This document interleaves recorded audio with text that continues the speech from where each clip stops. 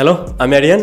So finally বরবাদের second গান নিঃশ্বাস, যেটা একটু আগে ড্রপ করেছে, তো কেমন লাগলো বা কেমন হয়েছে এই নিঃশ্বাস গানটি? দেখেন, গানটা তারা লিরিক্যাল ভিডিও দিয়ে ড্রপ করেছে, আর গানে আমরা যতটুকু ভিডিও ফুটেজ দেখতে পাচ্ছি সেটা আমরা টিজারেই দেখেছি। টিজারের ফুটেজগুলো জাস্ট তারা এখানে রেখেছে, কয়েকটা ফুটেজ যেগুলো আমরা নতুনভাবে দেখতে পাচ্ছি গানে। যাই হোক, প্রথমে যদি এই গানটার আমরা অডিও ভার্সনটা নিয়ে বলি, এটার অডিওটা দারুণ হয়েছে। এই গানটা গেয়েছে জিএম আশরাফ, লিরিক্স লিখেছে জিএম আশরাফ, গানটার মিউজিকে ছিল আদিব কবির, আই থিঙ্ক, আমি যদি ভুল না করি।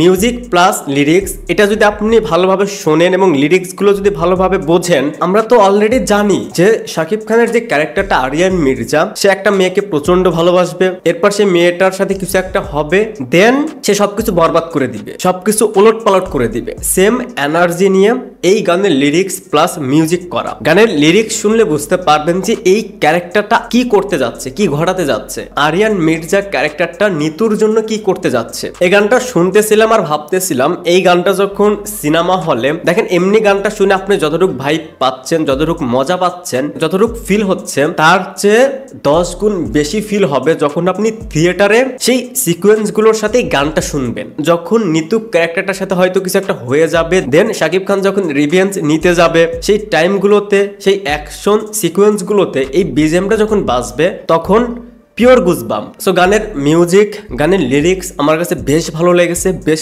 পাওয়ারফুল মনে হয়েছে। তবে এই গানটা শোনার সময় আমি জানি না কার এরকম মনে হয়েছে, এই গানটা আমি যখন শুনতেছিলাম বেশ কয়েকবারই আমি শুনলাম রিপিটেড। সো শাকিব খানের আরো একটা সিনেমা ছিল প্রিয়া আমার প্রিয়া, সেই সিনেমায় একটা গান ছিল নিঃশ্বাস আমার তুমি। সেই গানটা শুনে আসেন, এরপর এই গানটা শুনেন, দেখবেন যে অনেকটাই মিল পাবেন, মানে সেই ফিলটা পাবেন। আমি সেই গানটার সাথে কম্পেয়ার করছি না, বাট সেই ফিল আপনি কিছুটা এই গান থেকে পাবেন। এই গানের লিরিক্স আপনারা ভালোভাবে নোটিস করেছেন কিনা জানি না। এখানে আরেকটা বিষয় নিয়ে কথা বলার রয়েছে। দেখেন, আমরা টিজার থেকে এটা কনফার্ম বা দ্বিধা গান থেকে এটা কনফার্ম যে ইদিকা ক্যারেক্টারটার সাথে কিছু হবে, আমি নিতুর সাথে কিছু হবে, হতে পারে সে মারা যাবে। বাট এই লিরিক্সটা যদি শুনেন, একটা এরকম লিরিক্স রয়েছে যে ভালোবাসা করেছো অপমান, দিয়ে আমায় অপবাদ। সো আই থিঙ্ক ইদিকার যে ক্যারেক্টারটা নিতু, এই ক্যারেক্টারটা সম্ভবত আরিয়ান মির্জার ক্যারেক্টারটার সাথে বিট্রে করতে পারে।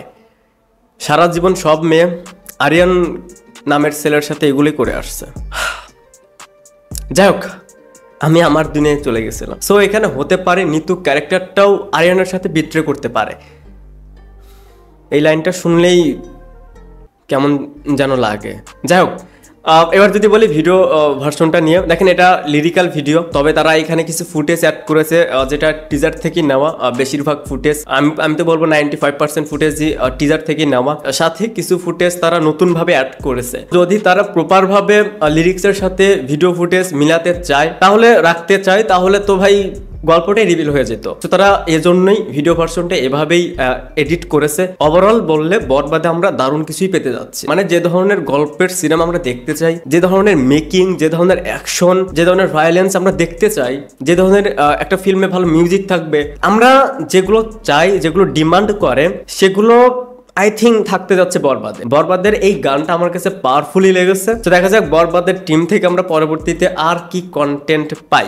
আই থিঙ্ক আইটেম গান আসতে পারে। সো দেখা যাক আপনাদের কাছে কেমন লেগেছে বরবাদের এই দ্বিতীয় গানটি নিঃশ্বাস, সেটা অবশ্যই কমেন্টসে জানাবেন। ভিডিওটা দেখার জন্য অসংখ্য ধন্যবাদ। আপনি যদি এই চ্যানেলে প্রথমবারের মতন হয়ে থাকেন, তাহলে প্লিজ সাবস্ক্রাইব। বাই।